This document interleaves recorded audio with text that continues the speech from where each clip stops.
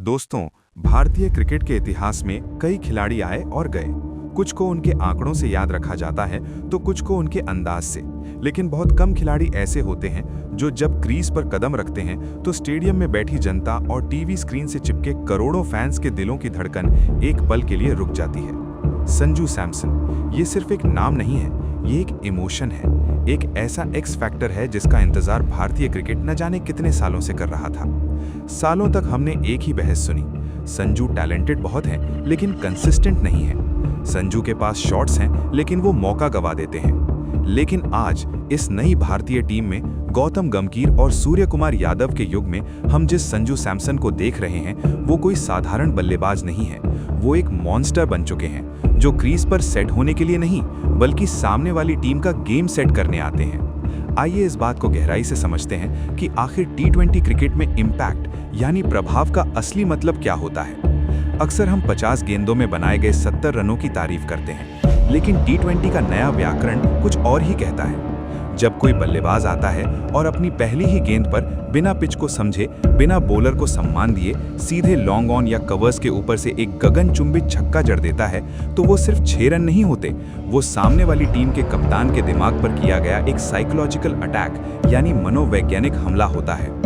संजू ने हाल ही में जो किया है वो सिर्फ अपनी जगह पक्की करने के लिए नहीं था, उन्होंने टीम इंडिया के खेलने का टेम्पलेट यानी तरीका ही बदल दिया है। जब आप पावर प्ले में बैटिंग कर रहे होते हैं और सामने से कोई तेज गेंदबाज 145 की स्पीड से गेंद डाल रहा हो या कोई मिस्ट्री स्पिनर आपको फंसाने की कोशिश कर रहा हो, वहां संजू का बैकफुट पंच या उनका इनसाइड आउट शॉट बॉलर के सारे प्लान तबाह कर देता है। क्या आपने कभी इस बात पर गौर किया है कि संजू की इस आक्रामक बल्लेबाजी का टीम के बाकी खिलाड़ियों पर क्या असर पड़ता है? इसे डोमिनो इफेक्ट कहते हैं। जब एक एंड से संजू सैमसन गेंदबाजों की धज्जियां उड़ा रहे होते हैं तो नॉन स्ट्राइकर एंड पर खड़े युवा खिलाड़ियों, चाहे वो अभिषेक शर्मा हो या ईशान किशन, उनके कंधों से सारा प्रेशर जादुई तरीके से गायब हो जाता है। आप अभिषेक शर्मा को ही ले लीजिए, वो एक शानदार युवा टैलेंट है, लेकिन जब उनके सामने संजू जैसा सीनियर खिलाड़ी पहली ही गेंद से मार धाड़ शुरू कर देता है तो अभिषेक को अपना नेचुरल गेम खेलने का लाइसेंस मिल जाता है। उन्हें ये चिंता नहीं होती कि अगर मैं आउट हो गया तो क्या होगा, क्योंकि उन्हें पता है कि दूसरे छोर पर संजू रन रेट को गिरने नहीं देंगे। संजू सैमसन ने अपने इन छोटे लेकिन तूफानी कैमियों से अभिषेक शर्मा जैसे युवाओं को सेटल होने का जो समय दिया है वो किसी भी शतक से कम नहीं है। अब बात करते हैं उस सबसे बड़े मास्टर स्ट्रोक की जिसने क्रिकेट पंडितों को भी हैरान कर दिया है, बैटिंग ऑर्डर और ईशान किशन का रोल। बहुत से लोगों ने सोशल मीडिया पर शोर मचाया कि ईशान किशन जो कि एक ओपनर हैं, उन्हें नंबर 3 पर क्यों भेजा जा रहा है, क्या ये उनके साथ नाइंसाफी नहीं है? लेकिन दोस्तों, अगर आप टी20 क्रिकेट की गहराइयों को समझते हैं तो आप जानेंगे कि ये नाइंसाफी नहीं बल्कि एक जीनियस टैक्टिकल मूव है।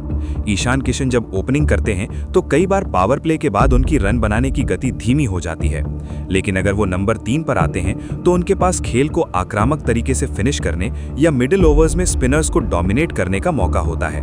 और ये सब मुमकिन किसने किया? संजू सैमसन की उस बहुमुखी प्रतिभा ने, जो उन्हें किसी भी पोजीशन पर फिट कर देती है। और सबसे बड़ी बात, संजू सैमसन को विकेट कीपिंग के ग्लव्स सौंपना, क्या यह सिर्फ एक इत्तेफाक था? जी नहीं। क्रिकेट के मैदान पर ग्लव्स उसी को दिए जाते हैं जिस पर कप्तान और कोच को सबसे ज्यादा भरोसा होता है। संजू को फर्स्ट चॉइस विकेट कीपर बनाना गौतम गंभीर के उस साफ संदेश की तरह है जिसमें उन्होंने बिना कुछ कहे संजू से कह दिया है, तुम अब रिप्लेसमेंट नहीं हो, तुम अब बैकअप नहीं हो, तुम हमारी इस नई टी20 टीम के कोर मेंबर हो, तुम वर्ल्ड कप के विजन का हिस्सा हो। जब किसी खिलाड़ी को मैनेजमेंट से ऐसा बैकअप मिलता है, उसके अंदर से फेल होने का डर खत्म हो जाता है और एक फियरलेस संजू सैमसन दुनिया के किसी भी बॉलिंग अटैक के लिए एक बुरे सपने से कम नहीं है। लेकिन असली परीक्षा तो अब शुरू होने वाली है। जब हम वेस्टइंडीज जैसी खूंखार टीमों के खिलाफ मैदान में उतरते हैं तो समीकरण बिल्कुल बदल जाते हैं। वेस्टइंडीज वो टीम है जो टी20 क्रिकेट को जन्म घुट्टी में पीकर बड़ी हुई है। उनके पास Nicholas Pooran, Andre Russell, Romario Shepherd जैसे ऐसे बाहुबली खिलाड़ी हैं जो किसी भी ओवर में 25 से 30 रन कूटने की ताकत रखते हैं। अगर आपको वेस्टइंडीज जैसी फायर पावर वाली टीम को हराना है तो आप 160 या 170 रन बनाकर सुरक्षित महसूस नहीं कर सकते। अगर सामने वाली टीम के पास नंबर 8 या 9 तक ऐसे बल्लेबाज हैं जो छक्के मार सकते हैं, तो आपको एक ऐसे स्कोर की जरूरत होती है जो उन्हें मानसिक रूप से तोड़ दे। आपको बोर्ड पर 200, 220 या 230 रन चाहिए होते हैं। और यहीं पर संजू सैमसन का रोल सबसे अहम हो जाता है।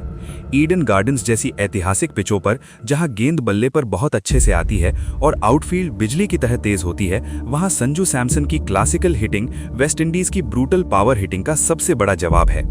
वेस्टइंडीज की टीम ताकत से छक्के मारती है, लेकिन संजू सैमसन टाइमिंग और नजाकत से गेंद को दर्शकों के बीच भेजते हैं।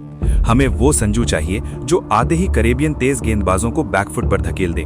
अगर वेस्टइंडीज का कोई बॉलर बाउंसर मारता है तो संजू का पुल शॉट इतना कड़क होना चाहिए कि अगली गेंद फेंकने से पहले बॉलर 10 बार सोचे।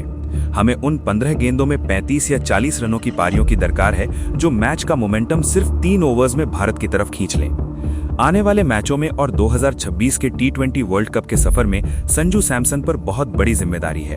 अब उन्हें सिर्फ 20 या 30 रनों के वो खूबसूरत कैमियो नहीं खेलने हैं। उन कैमियोज ने उनका रुतबा जरूर बढ़ाया है, लेकिन अब वक्त आ गया है कि संजू उन छोटी और तेज पारियों को 70, 80 या एक तूफानी शतक में तब्दील करें।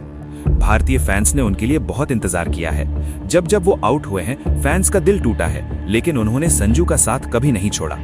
आज जब उन्हें एक परमानेंट जगह मिल गई है, जब उन्हें उनका पसंदीदा बैटिंग स्लॉट मिल गया है और जब उन्हें कीपिंग की जिम्मेदारी दे दी गई है, तो संजू के पास अब कोई बहाना नहीं है। और सच कहूं तो उन्हें अब किसी बहाने की जरूरत भी नहीं है। ये नया भारत है और ये नए संजू सैमसन है।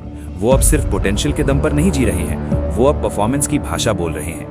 जो कॉम्बिनेशन इस समय मैदान पर उतर रहा है, अभिषेक की आक्रामकता, ईशान का फ्लो और संजू का क्लासिकल पावर गेम, ये सब मिलकर एक ऐसा टॉप और मिडिल ऑर्डर बना रहे हैं जिससे पार पाना दुनिया की किसी भी टीम के लिए लोहे के चने चबाने जैसा होगा। तो दोस्तों, आपका क्या सोचना है संजू सैमसन के इस नए अवतार के बारे में? क्या आपको भी लगता है कि गौतम गंभीर और सूर्य कुमार यादव की जोड़ी ने फाइनली उस ताले की चाबी ढूंढ ली है जो सालों से संजू के टैलेंट को रोके हुए था? क्या वेस्टइंडीज जैसी हैवीवेट टीम के सामने संजू अपना वो विराट रूप दिखा पाएंगे जिसका हमें इंतजार है? नीचे कमेंट सेक्शन में अपने विचार जरूर बताएं। अगर आपको ये एनालिसिस पसंद आया हो तो वीडियो को लाइक करें, अपने दोस्तों के साथ शेयर करें और क्रिकेट की ऐसी ही डीप और अनफिल्टर्ड कवरेज के लिए हमारे चैनल को सब्सक्राइब करना ना भूलें। मिलते हैं अगले वीडियो में, तब तक के लिए जय हिंद।